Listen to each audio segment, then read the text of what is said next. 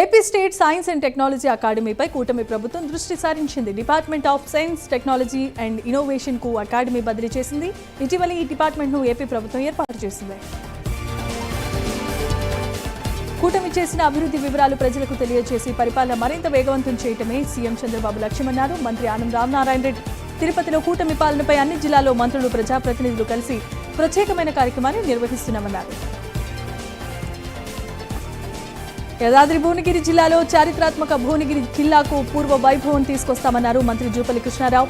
కోటను పూర్తి స్థాయిలో పునరుద్ధరించి చరిత్రను ప్రతిబింబించేలా అద్భుతమైన మ్యూజియాన్ని ఏర్పాటు చేస్తామని హామీ ఇచ్చారు. జగిత్యాల జిల్లా రాయకల్ మండలంలో అభివృద్ధి పనులు మరింత వేగంగా పుంజుకుంటున్నాయన్నారు ఎమ్మెల్యే సంజయ్ కుమార్. బషీర్పల్లి, చింతలూరు గ్రామాల మధ్య 68 లక్షల రూపాయల వ్యయంతో చేపట్టిన రోడ్డు నిర్మాణ పనులను ఆయన పరిశీలించారు. వచ్చే విమర్శలకు తాను మాటలతో కాదు అభివృద్ధితో సమాధానం చెబుతానని స్పష్టం చేశారు. భూపాలపల్లి టీటీడీఓ వెంకన్న ప్రమాదం వెనుక దాగి ఉన్న నిజాన్ని వెలికి తీయాల్సిన బాధ్యత ప్రభుత్వంపై ఉందన్నారు మాజీ మంత్రి హరీష్ రావు.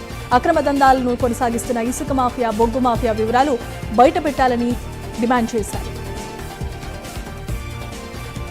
ఏలూరు జిల్లా కేఆర్పురంలో కేన్, బాంబో కళాకారుల అభివృద్ధి కోసం ఏర్పాటు చేస్తున్న సిఎఫ్సి భవన నిర్మాణ పనులకు ఎమ్మెల్యే చిరి బాలరాజు శంకుస్థాపన చేశారు. ఈ సెంటర్ నిర్మాణం పూర్తయిన తర్వాత స్థానిక కళాకారులకు ఎంతో ఉపయోగకరంగా ఉంటుందన్నారు. కూటమి ప్రభుత్వం గిరిజనుల సంక్షేమం, ఆర్థికాభివృద్ధి అత్యంత ప్రాధాన్యత ఇస్తోందని స్పష్టం చేశారు. ఏలూరు జిల్లా పోలవరంలో ఎమ్మెల్యే క్యాంపు కార్యాలయంలో జనసేన పార్టీలోనికి సిపిఎం నాయకులు చేరారు. ఈ సందర్భంగా వారికి ఎమ్మెల్యే చిరి బాలరాజు పార్టీ కండువా కప్పి పార్టీలోనికి సాదరంగా ఆహ్వానించారు. జనసేన పార్టీ మరింత బలోపేతం చేయడానికి చర్యలు చేపడతామన్నారు ఎమ్మెల్యే. నల్గొండ జిల్లా గట్టుప్పల్ మండలం జిల్లా పరిషత్ ఉన్నత పాఠశాలకు ఈఎల్వి ఫౌండేషన్ అధినేత భాస్కర్ భారీ విరాళాన్ని ఇచ్చారు. విద్యార్థుల రవాణా సౌకర్యార్థం తన సొంత నిధులు 35 లక్షల రూపాయల విలువైన బస్సును అందజేశారు.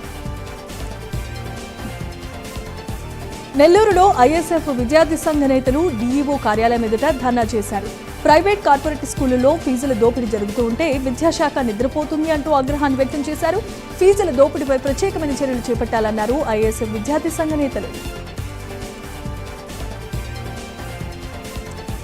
కూటమి ప్రభుత్వంపై ఎమ్మెల్సీ కుడిపుడి సూర్యనారాయణ తీవ్ర విమర్శలు చేశారు.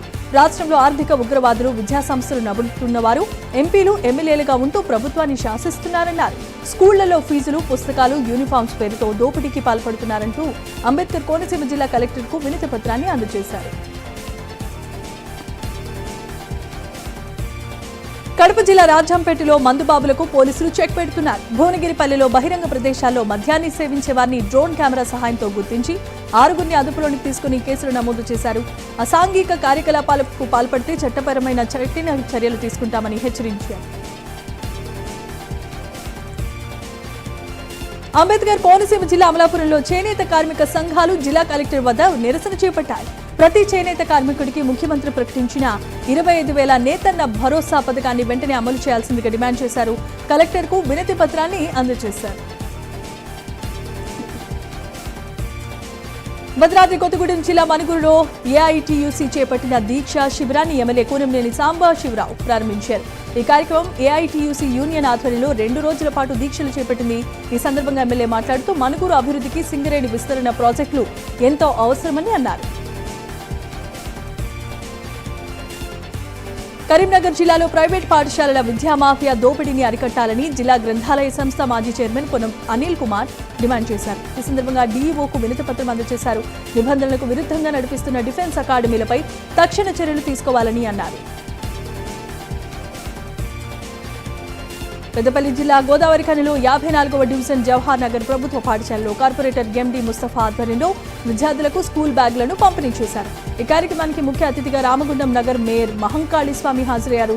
అనంతరం చిన్నారులకు అక్షరాభ్యాసాన్ని నిర్వహించి వారి విద్యాభ్యాసానికి శుభాకాంక్షలు తెలియజేశారు.